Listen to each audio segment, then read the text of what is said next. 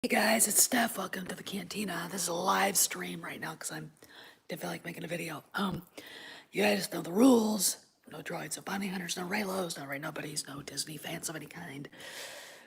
This is just for us. Anyway, wanted to kind of talk a little bit about the layoffs that Disney's having, and it's interesting to say the least. 28,000 layoffs are going to happen this week. Memo went out, a letter went out to everybody. I'm getting a soda right now, so if you'll excuse me. Oh, maybe coffee would be better actually, because it's actually still coffee time. And the heartbreaking. We're really sad we have to do this, and they're blaming COVID, which is fine. Now, first thought that the studios weren't going to be affected. I asked Geeky Sparkles at Clownfish TV, are the studios going to be affected? And she said no. And then when I sent a super chat in to them, because they went live yesterday about it, they were both like, it's going across the board. So, this is a good way to get rid of, in my opinion, to get rid of bad actors. They can use COVID as an excuse and then whatever. And then do what they have to do what they should have done, 3 years ago. But it's going to be interesting. The memo is, interestingly enough, attacks the state of California for not opening up the state. And really, when you think about it, the what's going on and the lockdown is hurting people worse than COVID did.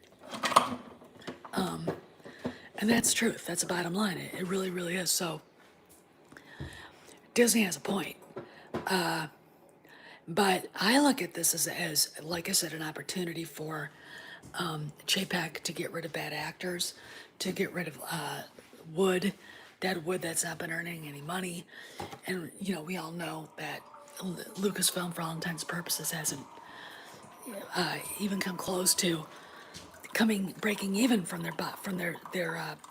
for how much, Disney spent to buy them. So, hopefully we'll get some movement and get some, I think, resolution. I think the fans need some resolution. We need some,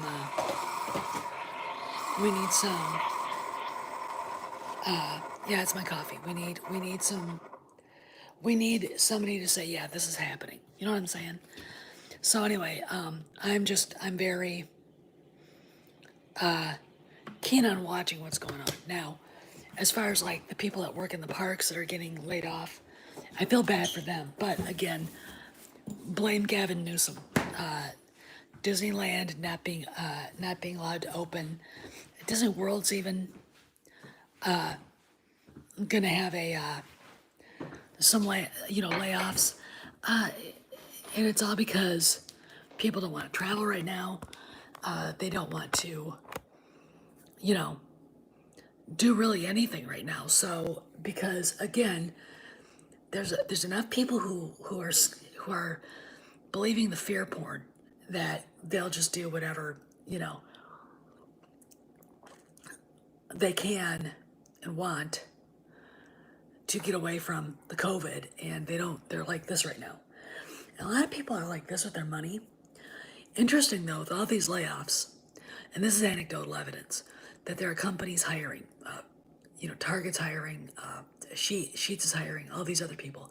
In fact, Amazon put an ad out there saying, if you've been laid off from Disney, we are hiring drivers. I mean, hey William, how you doing? Long time no see. That Amazon's hiring drivers. So, maybe they'll just, go in and at least put a stopgap. And of course, Disney's saying we really want to be able to hire these people back. But I think it was Neon on Clownfish TV who said this, and it makes sense. I think JPEG is looking for a way to slim down Disney. And if you remember, even Iger said he wanted a leaner, meaner company. And they might not hire these people back. I mean, we don't really know. It's just when your main income comes from hospitality and the service industry, which is entertainment industry right now, which is live, the parks. And one state's got everything shut down because the governor's a dictator, Gavin Newsom, and the other state is opened up completely, but people are still afraid because there's enough people, like I said, that believe the fear porn. You're going to have problems, all right? And you're not going to be making the money that you need to keep your company going like it should. So, to be honest, I look at this as Disney taking advantage and getting rid of and slimming down. Because if you think of all the really dumb ideas Bob Iger ever had, first off, buying Lucasfilm. Second of all, buying 20th Century Fox Studios. Why? Didn't need it. Disney was fine without it. It's greed. It's hubris, greed, pride, everything. And it's killing them. I don't know what their debt is right now, but I know the last time I checked, it was close, if not $100 billion. So Chapek has not only got to worry about, paying people, he's got that debt. And I'm going to tell you something, it hurts the investors. In the last week and a half, Disney's lost 10 points on their stock. Now, I haven't looked at it this morning, but they were at $135 a share, I think, last week. Now they're down, at least as of this morning, before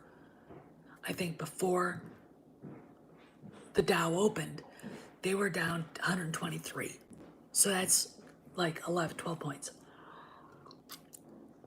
So I'm like,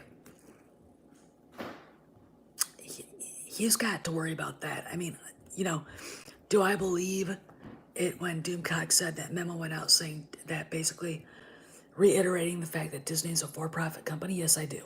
Because ultimately, if you even look at pictures of Bob Chapek, just go on Google him. He looks like he would eat your soul. He looks like a CEO. He looks like what a CEO should look like. And he's not, I don't think, going to deal with the namby-pamby bullshit that these Democrats, that work for them, the SJWs that work for them, he's not going to put up with that shit anymore. Red Bull had it right. That's fine, you believe in that, but don't talk about it on company time. And don't, they don't tolerate that stuff. And, I really think that more companies are going to have to start doing that. It's not that they are anti-left or whatever. They want to make money. And if you're pissing off what they say is half the American people, but I think a vast majority of the American people, that you turned off your audience, Hollywood, and I said this on a live stream yesterday or 2 days ago on Facebook. A lot of people out there back in the 80s and 90s, when we could have actually explored a career in the film industry and TV industry, writing, directing, whatever, we didn't do it. We could have. I mean, a lot of us were interested in it, but a lot of us also had parents that shit on it. The word practicality sort of comes out. And it's like, that's fine, okay? But if someone is talented and wants to do this stuff, why are you telling them they shouldn't? And basically what I think, what it comes down to is, there are a lot of parents out there that didn't appreciate the culture. They took part in it at the time, but they didn't appreciate the culture the way they should have. And, when they looked at, like, I'll throw a movie star out there, William Holden. Steve McQueen, who had a very hard life, by the way. They saw a guy that they thought got lucky. They appreciated the movies he was in, but they didn't appreciate the work and the everything that went on behind the scenes. And then sometime in around 1990 or so, and Hollywood always had loudmouth lefties. Okay. But they were always countered with very stoic people who were center right, and classic liberals. And so they weren't really able to kind of steer the ship of the industry. Well, now they can. And they started in the 90s, and the nihilism and stuff. And basically, in the thought process of someone who never ever thought of, you know, actually going into the business, they basically validated that bullshit idea that, go out and work at, McDonald's or something. Every time I think about it, when I graduated high school, I should have just jumped right into the music thing and not worried about college. But that is water under the bridge. Shoulda, coulda, woulda. My parents would have definitely supported me on that. But there are a lot of kids I knew when I was going to high school whose parents didn't. It's the song by Mark Knopfler and Dire Straits, "Money for Nothing." Then you start talking to people who actually make movies, and you realize just how hard they work all day, all night, all day, all night. And when a movie's in production, it is a very, very high stressful situation the director's in, because he's overseeing everything. Then you got the producers, you've got you got your assistant director, you've got your second unit director, you've got cinematography, editing, all that. And of course, you're dealing with actors.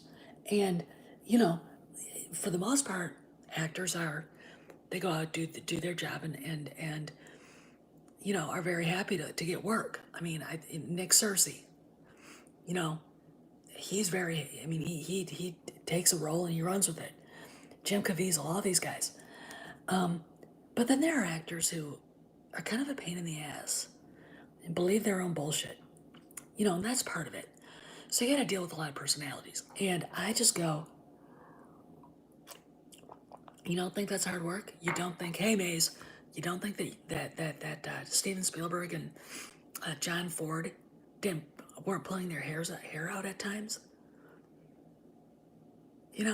And when you look at what John Wayne and a lot of the actors said about John Ford, he was like working for Vince Lombardi. And I'm not kidding you, he was an asshole. But you think of the things that he did, the actors that he worked with in the movies that he made, and you almost have to be one to do that stuff, because, directing a guy like John Wayne, John Wayne was very professional to do it, but there were times it's like,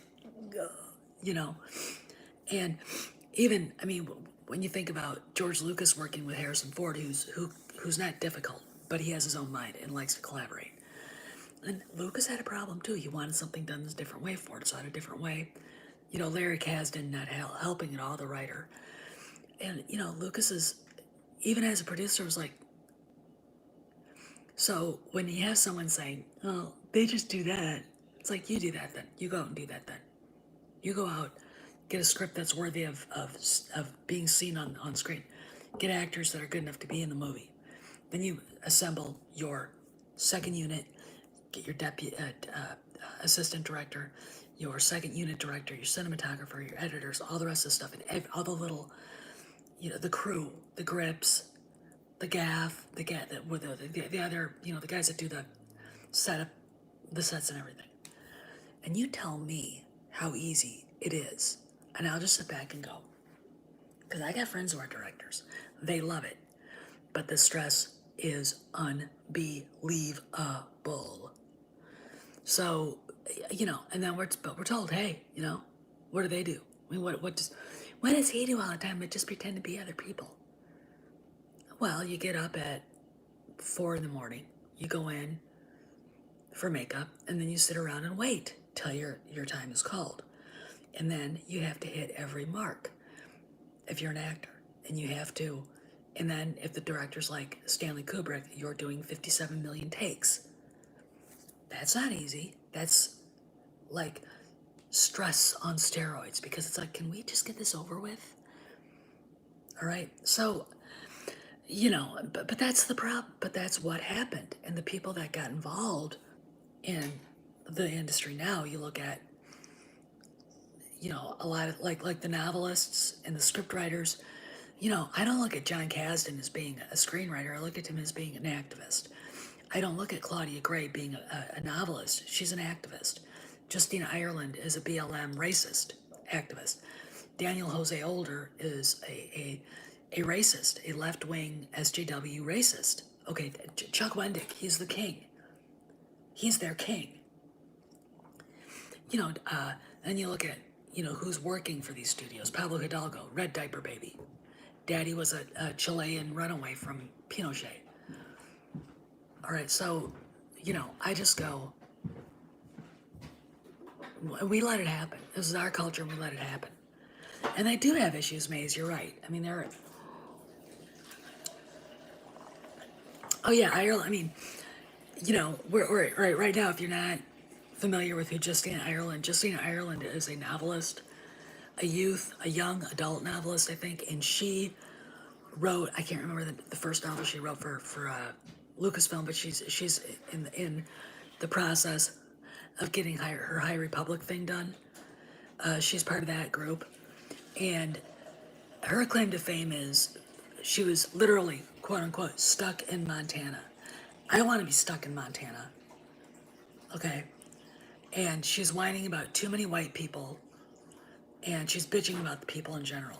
And she's this, if you looked at her, she's this fat, overweight, inner city chick. Okay. And it's like, you're a racist, and you're a bigot, and you're stupid and ignorant. You could go through all the things that happened on that land, the historical context which Montana has, Battle of the Little Bighorn, the Fetterman Massacre, you go on and on and on. I mean, that was part of the frontier, even in the 1880s. And she doesn't, the ignorance of her words, just like, yeah, well, you're right, Maze. You're right on all that. And, hey, Pocket, it's just, it's sad. But these ignorant people got hired without any knowledge. I'm positive none of those people who wrote those novels ever saw the OT, at least at a theater. Okay, I know they never saw the prequels at the theater. I mean, Pablo Hidalgo is a well-known prequel writer, and he was in The Revenge of the Sith. So it's like,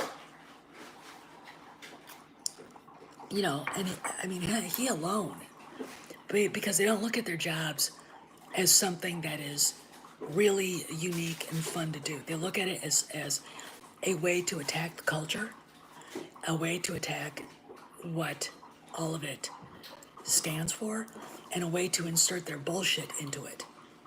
And they actually think that they're affecting it. What they're doing is they're driving people away in droves.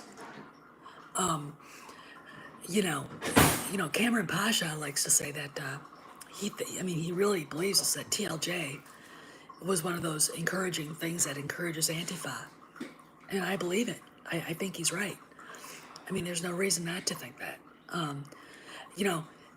These people are smart enough to understand that moving pictures and film is a good way to propagandize people. I mean, you look back into history of Nazi Germany, history of the Soviet Union. Some of the greatest films of the 20s and 30s were made by dictatorial regimes. Triumph of the Will, Leni Riefenstahl, 1936 Olympics, Nazi Germany. And you had the Battleship Potemkin, which was made in, I'm going to say sometime in the mid-20s. And that was a Bolshevik propaganda movie. Moving pictures, that kind of message kind of hits. We look back on them, on the real blatant ones, and laugh at them now. But the lessons that they taught people who believe in that sort of power mongering, over control. In a minute, I'll tell you a little bit about him in a minute. That overwhelming control of populations, they see it as a chance to do that stuff, to do the same thing. Yeah, 1926. Thank you, Maze. Battleship Potemkin, and they used it. And I mean, because they owned the media, they could put out a certain line. I mean, the only the modern day equivalent was the propaganda minister for Saddam Hussein, Baghdad Bob, saying that there were no U.S. troops in Baghdad, and they're like next door to him. I mean, that's the kind of stuff that these people put out there using motion pictures. Okay, even right up until, I mean, literally right up until Nazi Germany fell, they were still making propaganda movies. I mean, what else were they going to do? And because they controlled the news cycle, there were enough people out there who didn't really have a chance to actually listen to the BBC and American radio and even Soviet radio, which was propaganda too. They didn't really hear any alternate views, so they didn't know. I mean, they didn't know what was really going on. But all right, about baby Chewy, aka Kojak. He's doing fine. Both ears are up. We went for a 2.5 mile walk this morning, and he came back and ate a little bit of breakfast, and he is doing fine. He weighs about 40 pounds now. He's huge. He's going to be enormous. And he's just a happy dude. He's a happy little dude. He's in his kennel right now sleeping. So, and he's starting to realize that biting mommy's toes and ankles when we're walking is not a good idea. But I literally just walk right into him when he starts doing that. Yeah, he is an ass. He is. I mean, we can't let him out in the house unless he's got a leash on, because he'll either tear something up or go into a corner and pee. He hasn't really learned that you can't do that in the house. He's getting better, but it's just he's going to have a trainer at the end of October, and then we'll be able to figure out how to control him. He's a sweet boy, though. God, he loves to meet people. That tail goes back, and he beats the crap out of people with his tail, and he just cries and whines when he sees people coming, and he does notice squirrels now, and the charge is on every time when he sees one. So it's fun to see him kind of growing up, and he's starting to look like a big dog now. And his feet are enormous. I mean, my husband told the neighbor he's going to weigh 160 pounds. It's like, no, it's 120. I don't think Kojo's daddy was that big. I think it's about 120 pounds. So we're still going to have a black bear in our house. But anyway, back to Disney's layoffs. I don't know where this is going to go, but a geeky, or was it? Yeah, it is damn big for a dog. He's going to be like this grizzly bear walking around the house, but full of love and kindness and just, a good boy. But here's the thing about the layoffs. Feel sorry for the people that are working in the parks, especially the ones at Disneyland in California. Gavin Newsom's really screwing them over. The executives, not so much. Oh, thank you. I just got done walking, so I'm really tired actually. Gonna go and take a shower, I think, in a minute. When I'm done talking to you guys, I'm just like, I don't like getting up at six in the morning. I lay there in bed going, and then you hear he, oh. It's like, okay, I'm awake. And then he's, slamming into the sides of his crate, and we're actually gonna have to get him a new crate for the upstairs. He's getting too big for it. Yep. He gonna be a big dog, guys. Gonna be a big dog. But I don't feel sorry for any of the executives. I mean, I'm like, you know, and I'm gonna tell you something. A lot of redundancies were going on. A lot of redundant jobs. And like I said, I think JPEG is looking at this as an opportunity to really slim down the company. And I'm gonna say this right here, right now. Part of that is Iger's doing. He brought this on himself. And about Kennedy, no information yet. But I said this yesterday on Clobber and Time. Mike had me on there. Yeah, Sakori, that's actually kind of a thing. When I first asked Geeky Sparkles on Twitter, she was like, no. And then when I asked Neon, because they actually had the memos went everywhere, so I assume it's going to be everybody, every part of the company, and why wouldn't it? I mean, why if you've got a huge company, and I mean Disney's huge, like as big as Disney, and you're not going branch by branch, where can we cut back? You're a moron, and you know what I'm saying? So yeah, Neon basically said yes, it is going to affect the studios, and because I basically said I need to know that there are going to be some changes at ILM. There have to be.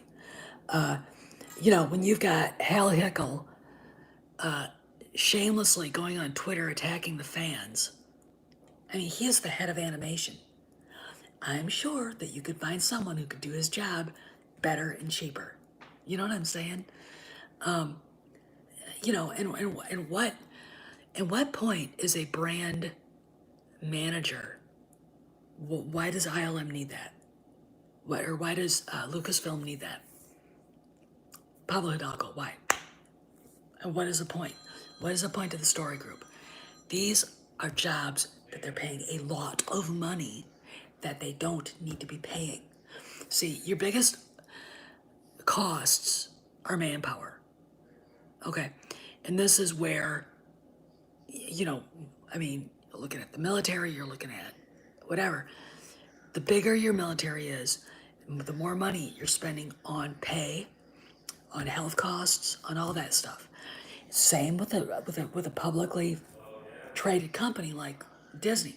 So the reason why these layoffs are going on is because they can't afford to pay these people, and they pay a lot of money to some of them who aren't doing their jobs. Pablo Hidalgo, and this is a good excuse. COVID is to get rid of some of those people.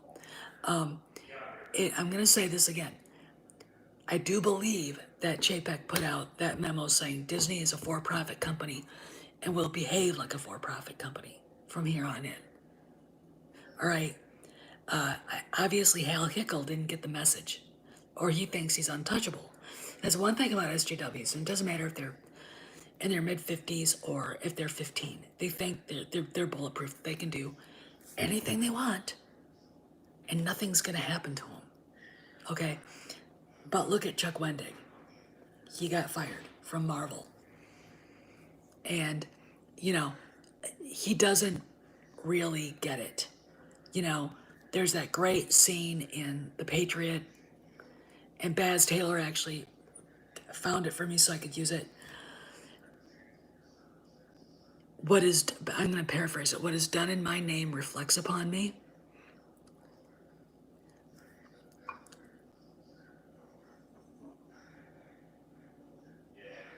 Yeah, well, yeah. I mean, Maze, you're right. But I honestly think, you remember 2 years ago when he first got bitch slapped and he put that profile thing up attacking billionaires, saying they should be disappeared and mulched? Yeah, I think that I'm going to be very blunt. I really honestly think that he hates George Lucas. First off, Pablo's half Chilean, so he can say he's not white, and he's half Canadian. Second of all, Daddy ran away from Augusto Pinochet when Pinochet was, finding commies and disappearing them. And there's a movie back in the 80s about it. Sissy Spacek, I think, was in it. I don't remember the name, it doesn't matter. But it was a big bugaboo in Hollywood with all the left going, oh, yeah. Well, when you're Pablo Hidalgo, you think you know everything.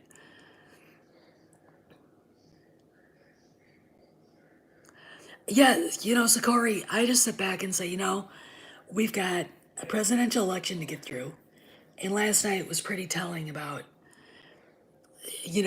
who had the upper hand in the debate. And the ass kicking that ensued, 2 against 1, and one beat the shit out of both of them. I used to have a lot of respect for Chris Wallace, to be honest. I sent him an email when he took over for Tony Snow because I loved Tony Snow. I got a story about Tony Snow. If you all remember him, and if you don't, if you're from another country, just bear with me. Tony Snow was one of the first people that worked at Fox News. A very tall, very handsome, very dapper, handsome guy. And he would come in and sit for Rush Limbaugh when Rush was on vacation or something like that. And he had his own radio show, and I would listen to it all the time.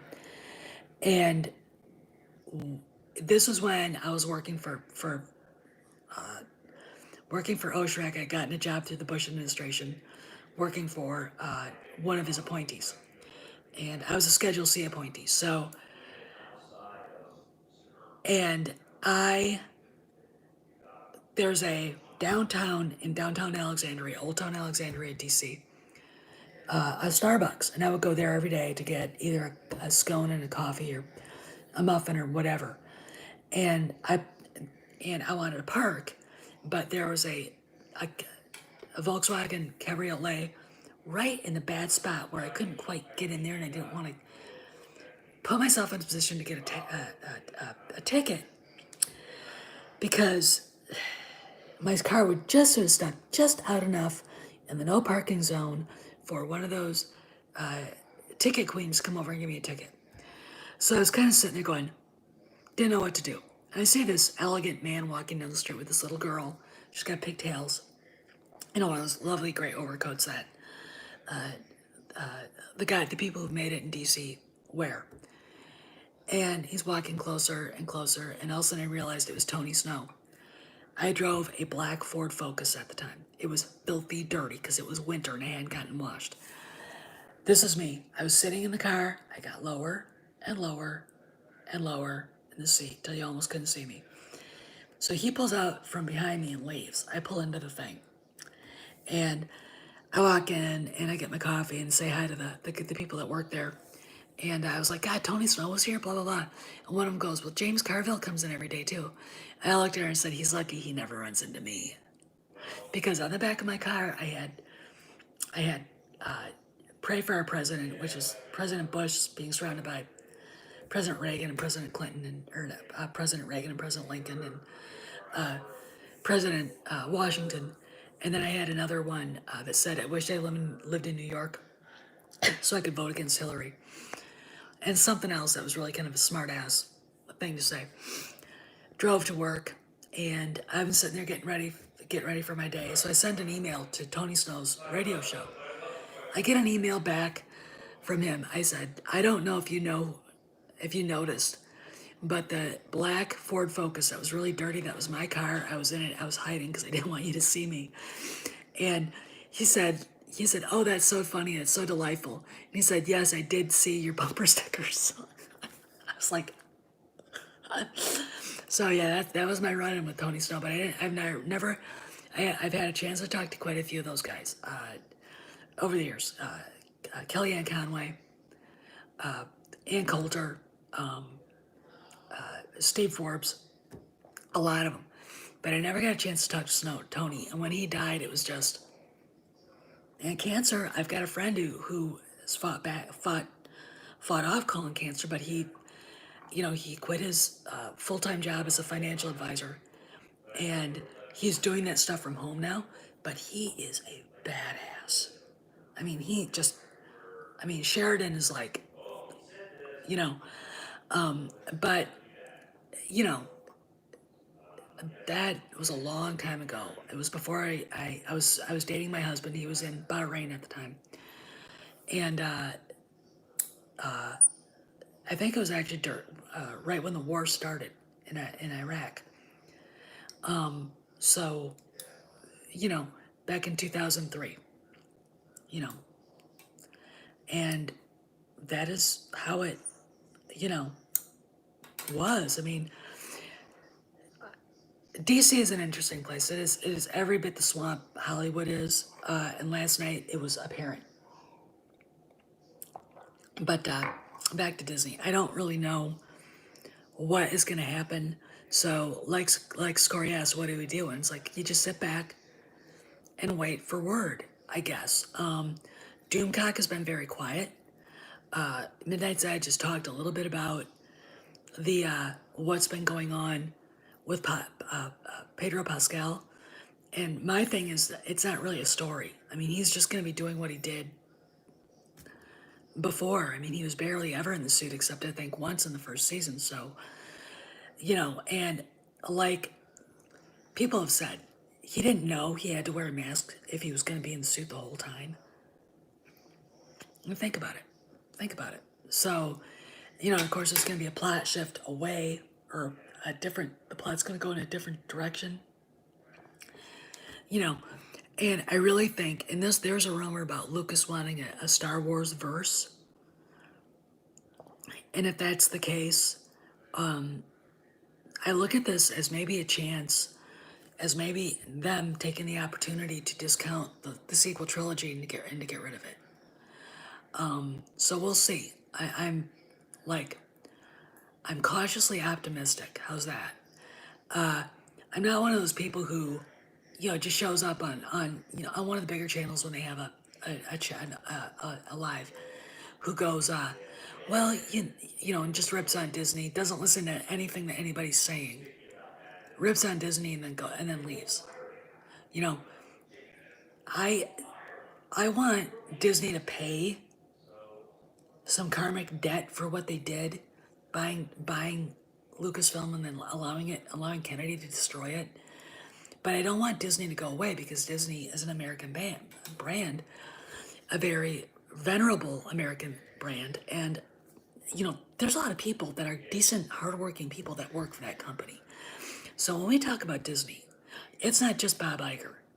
It's not just Kathleen Kennedy. It's, you know, the people that work at the concessions at the parks. It's the cast members. It's the Imagineers. It's the people that don't have executive positions. Okay, and it's not just the studios. Where they're having the most trouble is at the studios, excuse me, and mostly at Lucasfilm. Oh, I don't think the stock, Dakari, the stock fell 10 points in the last week and a half. The only way you ever get a stock split is when it goes, let's say like something really great happens for Disney, and all of a sudden it is $500 a share. Then you might see the stock split, but you're not going to see it split right now. The stock actually is worth about $80 a share. So the price, even now at 100, I don't know what's trading at right now. I haven't looked. Even at whatever it is trading is about $40 or $50 too expensive. I wouldn't buy it. I mean, you know, I think it was Lorena Creole on Twitter saying that she would tell people not to buy Disney until it went under 79. Okay. And it was actually down to $79 a share at one point. And I think that scared the living crap out of Disney, and then they started borrowing money so they could buy their own stock back to keep the stock price inflated. Now, here's the deal. The feds, and I believe this, did show up asking for their financial records. And top executives were put on the hot seat by the Department of Justice about China. So there's that too. So we've got a lot of stuff going on. But we're here concerned with Lucasfilm. I'm going to tell you about My theory about what happened with Steven Spielberg, based on what I've heard, that's my husband in the background, if you know, here's what I think happened. When the Lucas Abrams cut was trashed, Spielberg was like, and realized had to admit out loud to himself that Kennedy was screwing over his good friend George. Now, if you're a smart person, you never get between two best friends. You just don't. If they're guys, you just don't. Male friendships are a lot different than female friendships. And I'm going to say this right now. In fact, the brotherhood is real, the sisterhood is fake. Okay? The sisterhood is truly fucking fake. And I think you saw what was going on. And Disney came in and basically said to Kennedy, you're not doing an Indiana Jones film. You're not doing this after what happened with the Star Wars franchise. And Spielberg said, I'll only be an executive producer. And he took the actual script they had actually said yes to, and he walked away. Because what I think Kennedy was trying to do was muscle George out. And you really can't do a good Indiana Jones movie without George Lucas. I mean, Indiana Jones is he gave birth to the character. Not Steven Spielberg, George Lucas. Okay, y'all know the story. 1977, when they were waiting to hear about Star Wars box office, he and Spielberg were in Maui walking down the beach, and Spielberg broached to him the idea of making a movie about a hero archaeologist. That's when Spielberg first heard about Indiana Jones. Okay, so that's what I think happened, and I think you got Frank Marshall, who's still listed as a producer on Indy 5. I think Kennedy still is too, but I haven't looked on IMDb. But there's a real personality problem going on there right now, personality clash. And I really do think that they realize how bad Kennedy screwed George over. Okay, so that's just my 2 cents on that one. And that's what I think has happened is everything to do with Kennedy being a failure with Star Wars and using Star Wars as her own political, megaphone instead of just letting it be what it is, and obviously not liking it to begin with, and allowing Pablo Hidalgo to lie to her and say we don't need the expanded universe when they do, and they did. And I really think that George saw that. I think that he saw what she did. She muscled him out again with his cut of The Rise of Skywalker. And he, said, fuck this. He didn't, there's a rumor out there that he was banned from the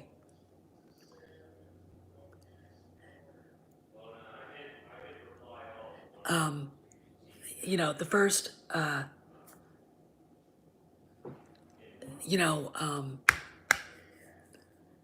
there's a rumor out there saying he was banned from the Rise of Skywalker premiere. No, he didn't go. He didn't want to go.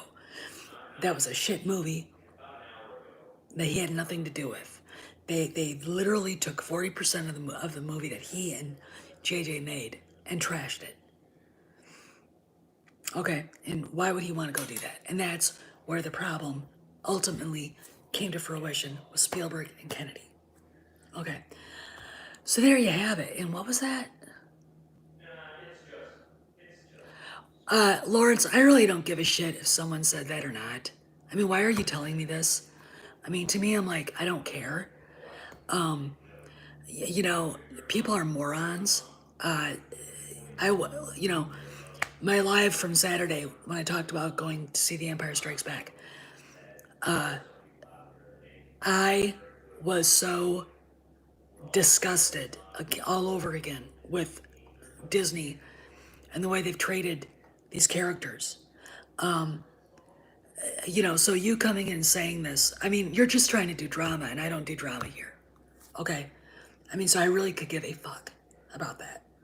Okay? But thanks for sharing, because you just want to see me get pissed off. And I really don't give a shit. Alden Ehrenreich will never play that role again. And he knows it. Okay? You've got a very few loud people on Twitter screaming for Solo too, but they're not. Disney is laying off 28,000 people right now. They're not gonna. That movie lost $250 million. Okay, and you coming here, you just, like I said, want to start shit. They don't do that anymore. Okay, all right. I mean, you don't see me going on things like the Queen's Council and stuff. The reason why is because I don't do drama. Women do drama. I don't do drama. I'm not like that. Okay? I'd rather hang out with the boys and not worry about that crap. Solo sucked. Alden Ehrenreich sucked. The person who said that's a fucking moron.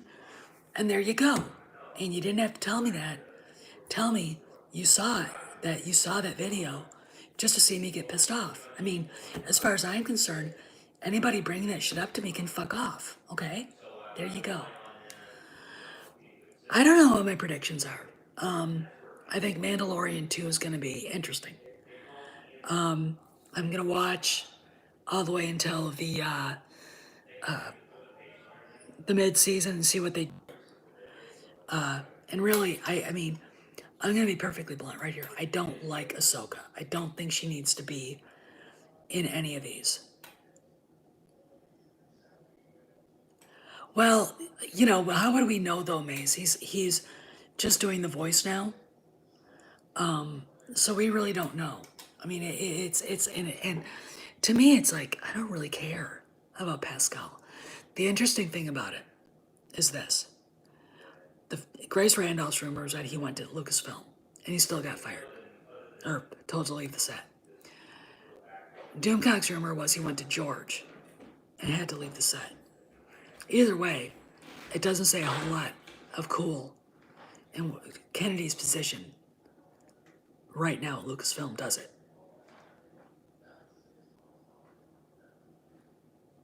Yeah, and you're right. I mean, he is, Din is very important. Pascal knew he had to wear a mask. They're not going to change it because Mandalorians don't take their masks off, true Mandalorians.